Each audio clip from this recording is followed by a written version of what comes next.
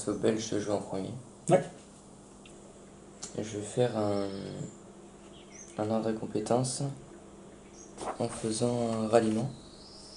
D'accord. Alors indique les régions dans lesquelles tu veux faire un ralliement. Ici, Alors si tu rallies dans une région que tu contrôles, ça te permettra de placer des alliés ou bien même de convertir des alliés en citadelle. Et puis sinon, ben, ça va te permettre de recruter des guerriers. à ces trois endroits-là, je rallie. Ouais, ça marche. Donc ça coûte 3.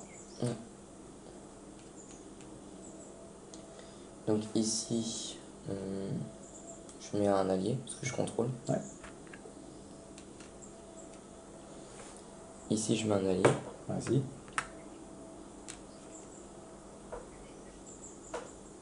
Et ici, je mets un allié aussi. Ok.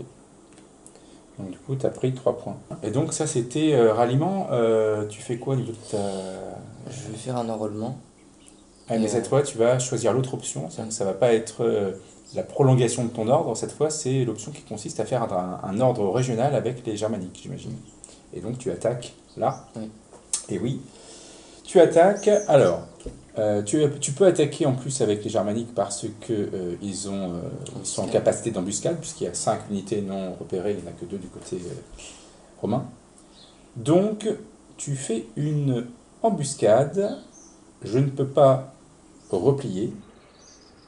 Cependant, j'ai un fort, donc les dégâts sont divisés par 2. Mais par contre, comme tu fais une embuscade, je ne pourrai pas utiliser mon dé pour éviter de perdre une unité. En l'occurrence, le fort. Donc, tu as 5 guerriers, ce qui fait 2 dégâts. Divisé par 2, ça fait 1 dégât. Donc, je perds un auxiliaire. Et comme c'est une embuscade, je ne peux pas contre-attaquer. Et c'en est fini du belge, donc c'est au romain. Eh bien, je vais jouer l'événement qui dit l'influence des Rèmes, donc les Rèmes c'est cette tribu, qui dit que si les Rèmes sont alliés aux Romains, ce qui est le cas, ou soumis, donc si on était dans cette configuration-là, ça fonctionnerait aussi, je peux remplacer un ou 2 alliés, mais pas des citadelles, à une distance de une région maximum des Rèmes par des alliés romains. Donc, je vais remplacer ça et ça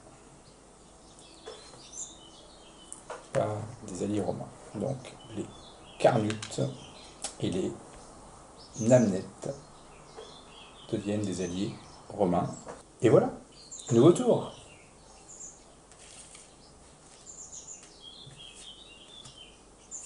Et ce sont aux Éduins de jouer. L'événement, ça permettrait de replacer, enfin de remettre côté non repéré tous les guerriers germaniques et puis de faire une phase germanique comme si on était en phase hivernale. Je ne vais pas utiliser l'événement. Là, ce qui m'intéresse, c'est d'embêter l'Arverne. Et l'Arverne, je voudrais qu'il fasse le moins de choses possible.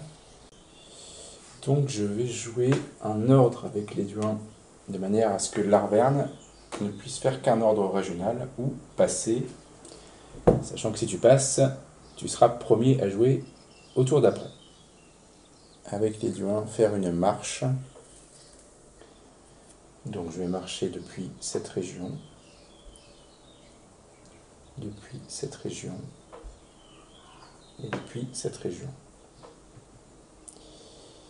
Ça me coûte 3. 1, 2, 3. Donc ici, ces 4-là vont venir là.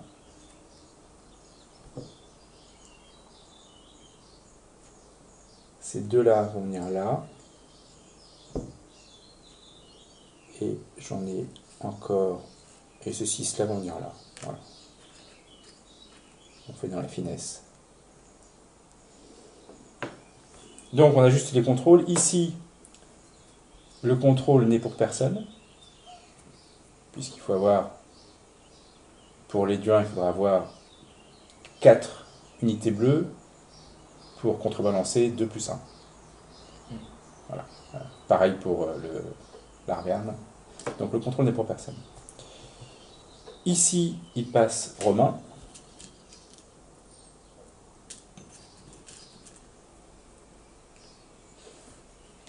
Et ici, il passe éduin. Et c'est à l'Arverne. Alors que fais-tu? Tu passes ou tu fais un ordre régional? Je passe. Donc tu prends une ressource. Ouais. Ok. On met à jour la séquence de jeu.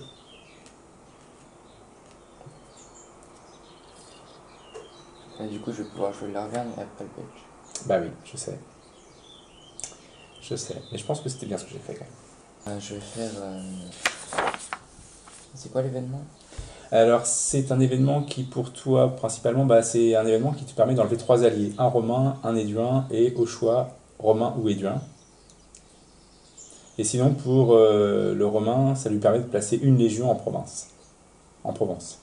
D'accord. Pas en province, en Provence. Ok, ça marche. Bah, je vais faire une marche. Je vais faire une marche. Donc un ordre de compétences. Ouais, je comprends bien ce que tu veux faire. Je vais en emmener 4 ici. Ah non, tu fais ça, d'accord. Alors, indique les régions Oui, de départ. de départ, après tu Ah. payes, et ensuite tu fais ce que tu veux faire. En fait, je pense que c'est la seule. Ça me coûte que 1. Donc il y en a 4 qui viennent ici. Après, c'est une bonne idée. Ah si, on va essayer. Donc je prends le contrôle. Ouais, tu peux faire ça maintenant. Ouais.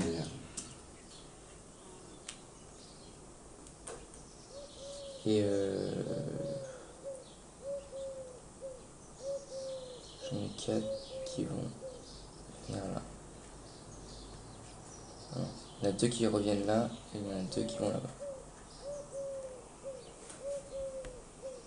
ok.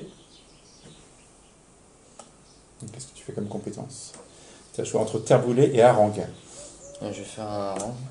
Alors, je rappelle quand même que les terres brûlées, hein, c'est quelque chose qui permet, lorsqu'on contrôle une région, et si on est à une région maximum de Vercingétorix, d'éliminer avec un ratio favorable des guerriers ennemis. Donc pour chaque 4 guerriers arvernes, ça en élimine un, mais par contre pour chaque 3 guerriers auxiliaires romains ou guerriers des autres tribus gauloises, pour 3 guerriers on en enlève un. Donc voilà. Et ça met un statut surtout dévasté, enfin un statut terre brûlée sur la région, ce qui va avoir des incidences non négligeables ensuite. Donc, tu fais quoi alors? Une harangue, c'est ça? Tu harangues? Ouais. Où ça? Une fois ici, une fois là. Donc ça coûte 2.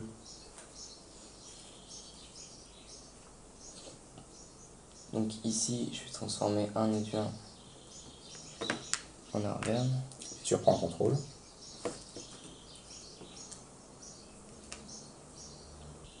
Bah voilà pour les Arvernes. Ok, ensuite c'est au Belge, Je vais jouer l'événement avec le Belge. bien sûr. J'en vais un étudiant et 2 romains.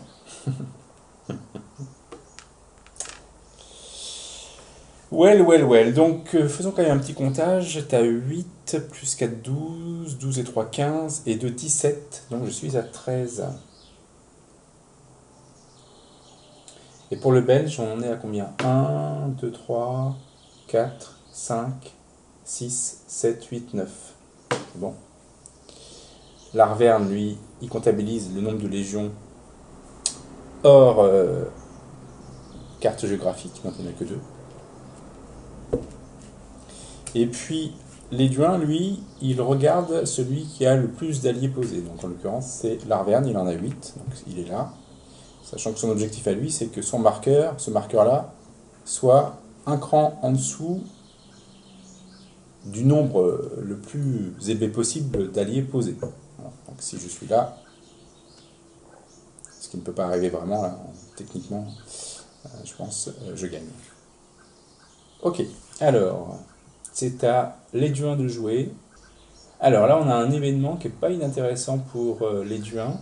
Ça lui permet, dans 2 régions maximum, de remplacer jusqu'à 2 guerriers Arvernes, avec des guerriers Éduins, et de piquer 4 ressources à l'Arverne. Et je vais le faire. Je vais le faire parce que derrière, ça me permettrait de faire ordre de compétence avec le Romain, ce qui me va très bien. Donc je joue l'événement. Donc dans 2 régions, je peux remplacer jusqu'à 2 guerriers Arvernes par des guerriers Éduins. Bon, bah c'est simple, hein. Ça va être ici, évidemment. Je reprends le contrôle. Et ici. Et je prends le contrôle. Voilà. Et ensuite, je joue ordre de compétence avec le Romain. Alors, le Romain, qu'est-ce qu'il va faire? Donc, je vais faire un ordre de marche. Donc ici, je vais marcher depuis ici, depuis ici.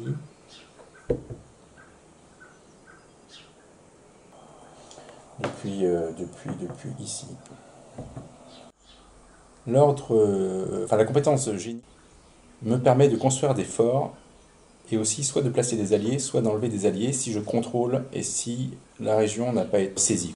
Donc, César va faire 1, 2.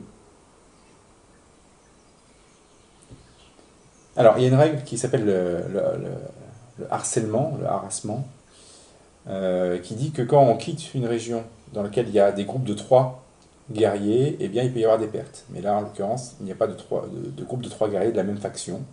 Donc, ce harcèlement ne peut pas s'appliquer. Et il va emmener avec lui 2 auxiliaires qui l'accompagnent. Les 4 autres vont venir ici. J'ai 2 légions qui vont venir ici. Et donc là, 1, 2, 3, 4, 5, 1, 2, 3, 4, 5, 6, je prends le contrôle. Et ça va être utile après avec la compétence génie. Je vais récupérer les légions qui sont là, je vais les ramener là.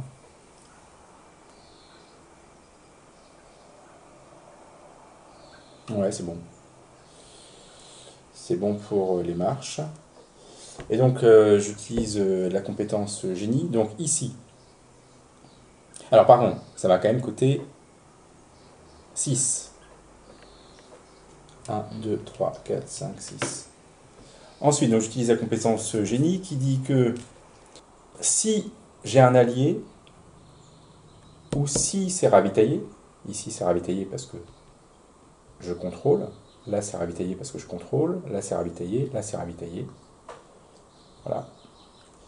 Donc si j'ai un allié ou si c'est ravitaillé, et si César ou son successeur est présent ou à une région, alors je peux construire un fort et ça me coûte 2. Donc je construis ici un fort. 1, 2. Et je construis ici un fort. 1, 2. Et en plus, si je contrôle, ou bien si je n'ai pas fait de saisie, alors je peux soit placer un allié, soit enlever un allié. Donc j'enlève ici cet allié-là, et ça me coûte 2. 1, 2.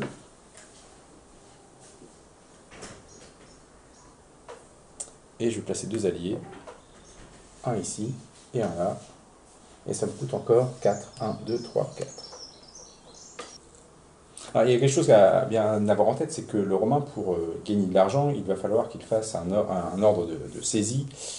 Et l'ordre de saisie implique de pouvoir placer des tribus, enfin des marqueurs, comme quoi on a dispersé une tribu. Mais pour placer un marqueur, il faut que la tribu soit soumise. Et pour qu'elle soit soumise, ça veut dire qu'il n'y a pas d'alliés. Donc si je mets des alliés partout, ben c'est bien, j'ai un certain contrôle, mais ça va être un peu compliqué pour récupérer des taxes. Donc je vais m'arrêter là. Je vais m'arrêter là, et même je suis en train de me demander dans quelle mesure je vais placer celui-ci. En fait, celui-ci, je ne vais pas le placer. Voilà, celui-ci, je ne le place pas.